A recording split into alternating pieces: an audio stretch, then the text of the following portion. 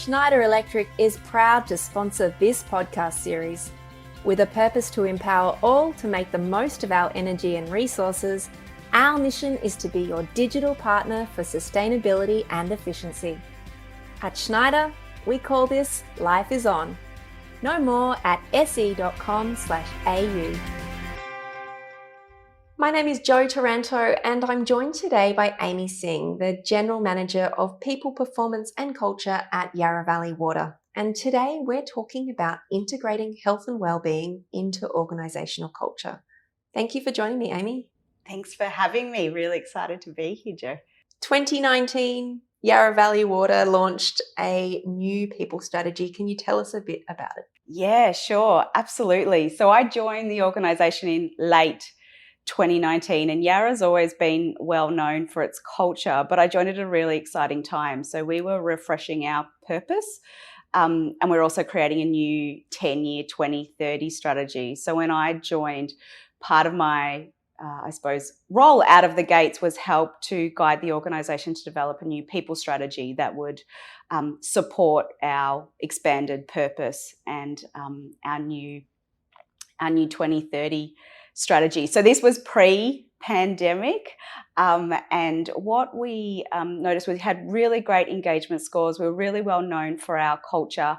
Physical safety, we were doing really well, but what sort of became clear after workshops and listening and speaking to our people was that we could do more and we could do better, particularly around the area of wellbeing and psychological health. So we created a new people strategy called Better for Being Here. And the concept really at that point, and still is today, is that people spend a lot of time at work. And if they can come into an organisation and when they leave our organisation, they're holistically better for having worked at Yarra, then that was a great outcome for communities and, for our people generally. But on the flip side of that was that Yarra was better for having each of these individuals in our organisation and really being able to share their gifts and their strengths to our sort of customers and community. So that was sort of the concept really around that. And through our people being better here, then we can actually deliver a better service at a better price to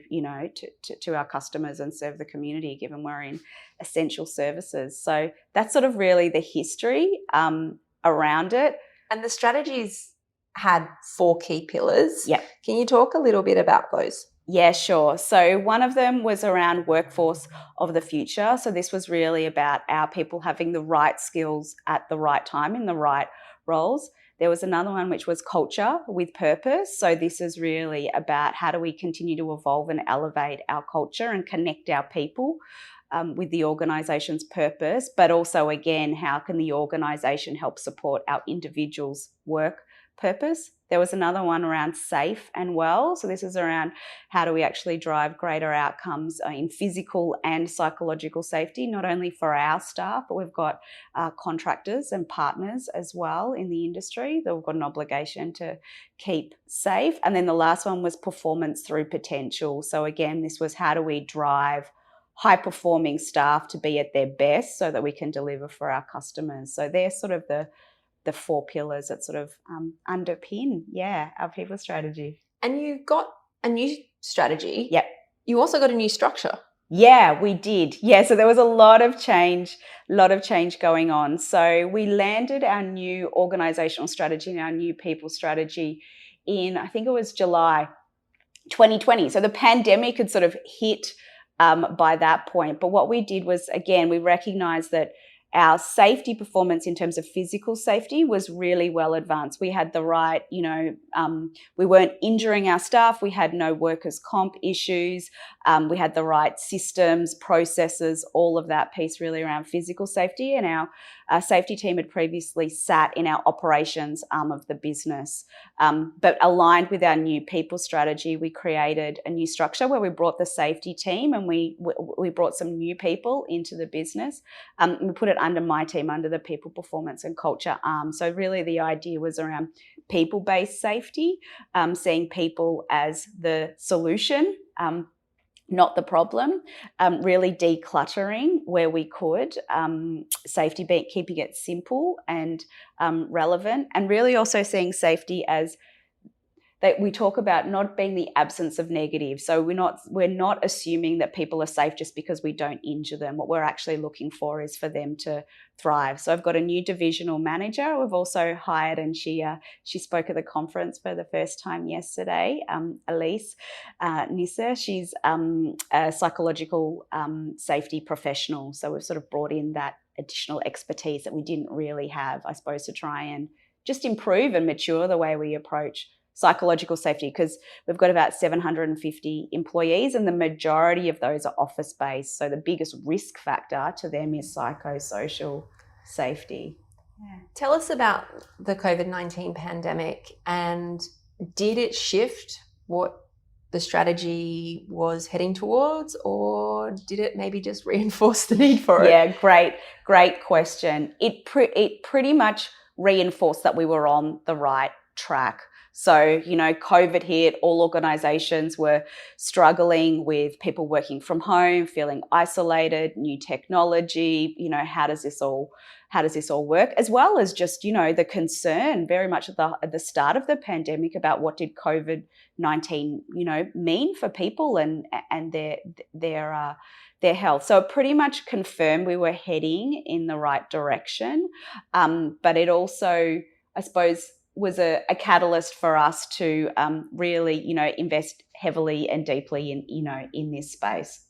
You talk about a maturity in the way that you manage psychological injuries and well-being. Can you explain what that means? Yeah, so we'd always had a concept around our people being able to bring their whole self to work. So we've got a really great culture to support people, and our EAP utilization rate was sort of off the charts. I'd never seen it before until I joined the organization. So people were accessing support, but there was still a big cohort of people that we're just trying to educate around mental health, really create great environments for people to be able to have conversations, put up their hands, say they were struggling, not necessarily see them having to access EAP when it gets really bad, really trying to bring that upstream. We also did we brought in a firm called Communicorp, and they did a psychosocial risk review. And so they also looked at other factors more broadly, like our organizational structures, how work's designed, how we look at change management, those types of things. So as an organization, we could support our people at an individual level, but we could also look at the systems level across the organization. And as an exec team, see, what are the things that our employees don't have control over that the leadership team does, and really see if we could, I suppose, bake in further things in the organisation to really help support, our people in this space. You're listening to the Australian Water Association podcast series, and I'm speaking with Amy Singe from Yarra Valley Water.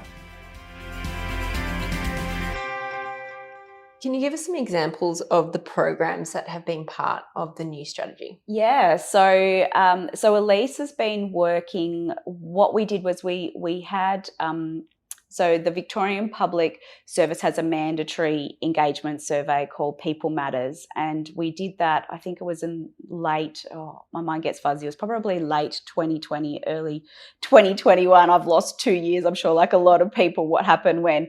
But what we found was there were certain work groups, there were certain teams that were more at risk, they were showing higher levels of stress. And so what we did was we used that data, and then we brought Elise in to work with those particular teams. So in our retail services arm, where we've got our front-facing customer teams that are interacting with our customers every day, we were finding certain pockets were finding the work quite stressful. So Elise went in and helped educate and diagnose. When we talk about, someone says, "Oh, I'm stressed at work," that can feel big and heavy, and how we naturally want to help, but what do you do? So she was able to break down and educate the individuals and the leaders around, okay, is it, what's driving the stress? Is it emotional? Is it temporal? And then help them track and monitor their own stress levels, so that, because each person, can impact them differently. So really broke that down to drive education, and then help empower our employees to work through when they were identifying that they were stressed. Was it short term? What could we do to impact that? And that program was really successful at just helping people feel more in charge, more empowered, and we're sort of looking to roll out similar programs. She's done some work with my team in the people and culture team. We were finding people were quite stressed, and what we were finding was part of that had to do with role clarity, because we had changed our structure. The other thing was also that the team found, different for us was more around the emotional stress. So we were taking on board the stress and the obligations for 750 staff, and team being very heart-centered, it was how do we actually help provide them with support in that situation. So that's sort of an example more at a team level. At an organizational level, probably the best example would be, it was September, 2021. Again, we're in Melbourne, world's longest lockdown community. Every time you'd have a conversation with any Melburnian, and it definitely was the case at work, people were having highs and lows. There was always someone in the room that probably was not having a bad day, but there was always somebody who was having a terrible day. And just that energy in the ecosystem, people were really struggling. They were just losing hope. So what we did was really proud, in the space of 3 weeks, with the support and backing of our exec team, we basically created a whole program for 750, 800 staff from scratch. We met people where they were at. So we had 3 different tracks. So one was around parenting and careers. So for particularly aimed at people that were juggling the homeschooling and the work, feeling like they were failing on both fronts. How do we help provide support for them? And people could opt in. Another one was, we had a program which was more around resilience and the neuroscience of the brain. So helping to educate people about fight, flight, freeze, how your brain actually operates, what are the neurochemicals in there, and how can we actually help drive resilience through education. And then there was another program which was more around productivity during hybrid. So meeting norms, setting boundaries, shutting off, going for walks, just, because we were sort of all operating on the screen. So how could you work effectively and finish the day, hopefully with as much energy as what you had when you started the day? So people could really opt in, and that gave us the opportunity to personalize where people were at, because people were in all different different areas of the spectrum, particularly around September. So that's a big thing we did organisationally. We called it Better for Being Here, which is aligned with our strategy again. So, yeah. You also looked at changing the formal recognition program. Yes. Can you tell us a little bit about that? Sure. So we already had a formal reward and recognition program.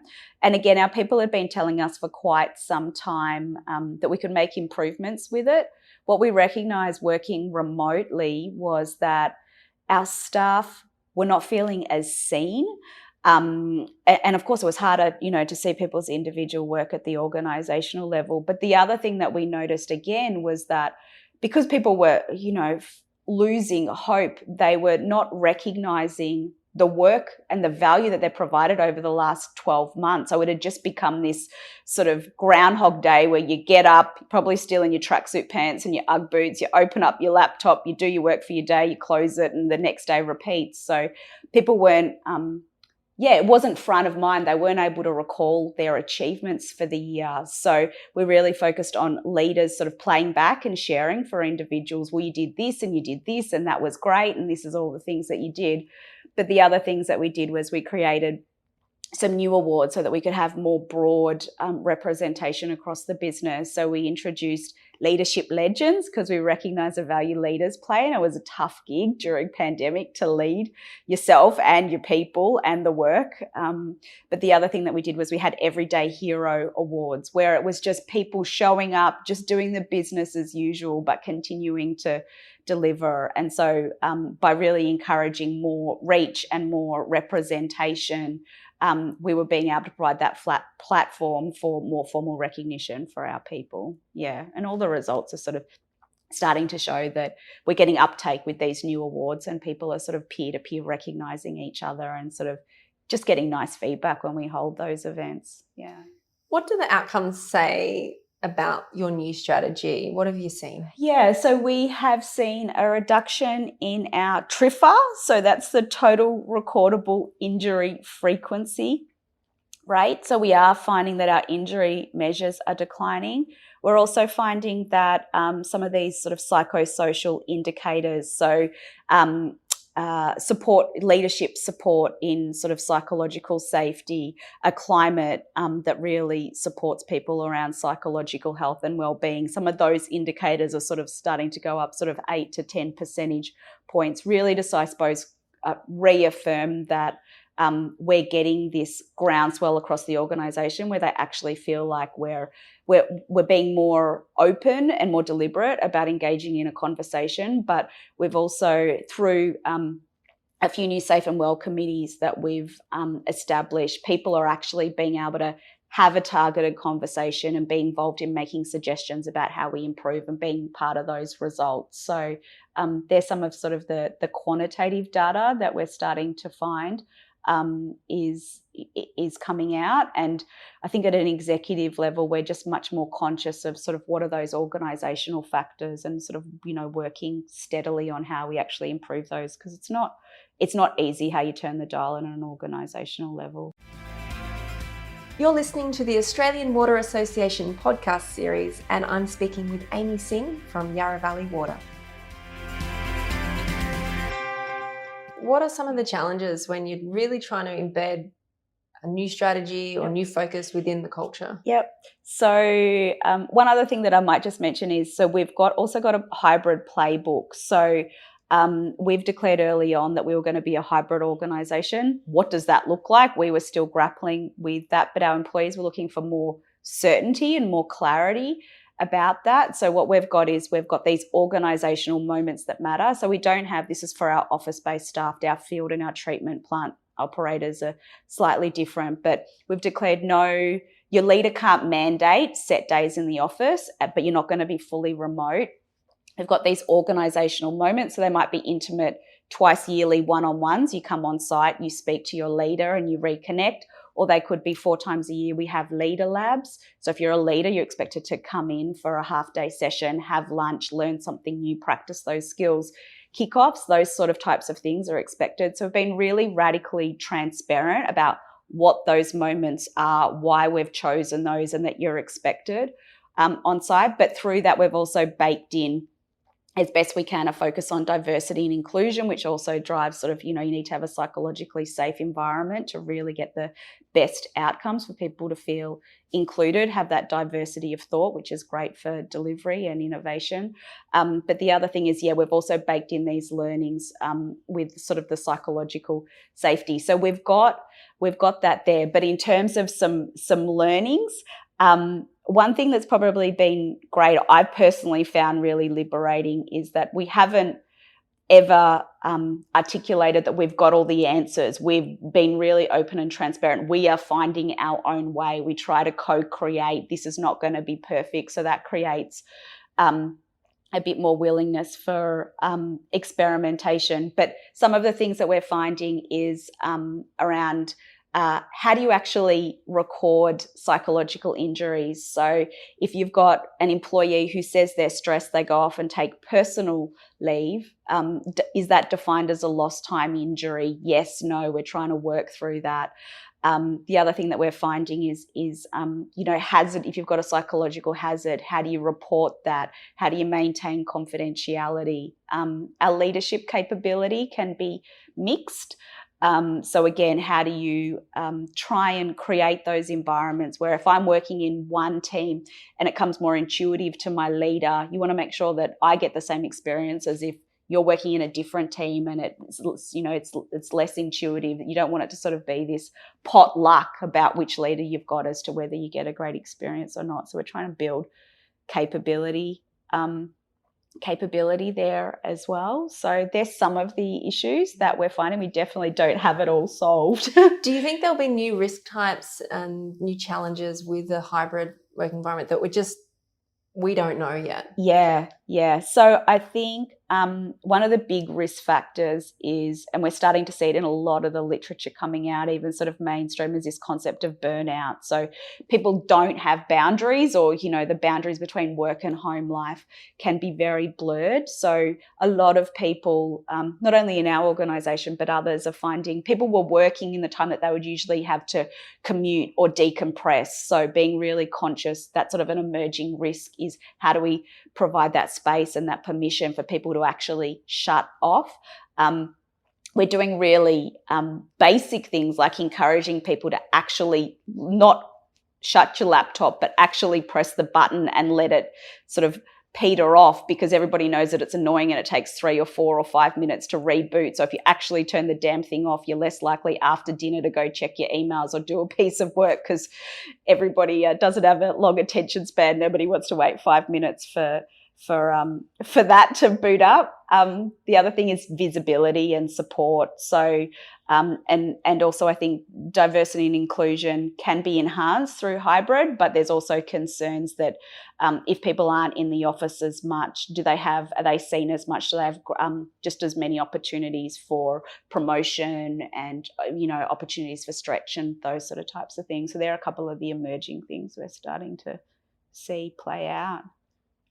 Given your experience now, what would you say to other organisations who are really wanting to embed this health and wellbeing focus into their culture, but also enable their people to be more flexible and hybrid? Yeah, so I think engage experts to really help you work out what your baseline state is. Use the data that you might have with your employee engagement surveys, exit data, stuff like that, to get some indicators. But when we engaged an organisational psychological firm to really do that baseline state for us, then that really helped provide a little bit of a roadmap.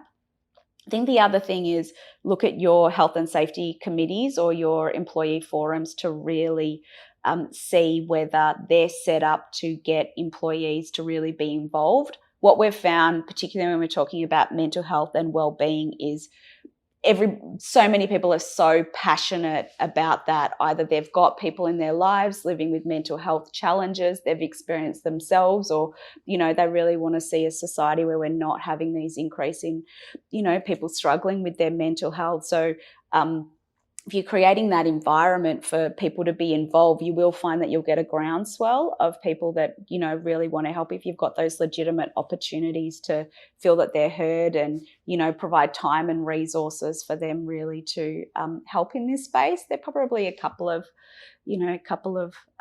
ideas and suggestions.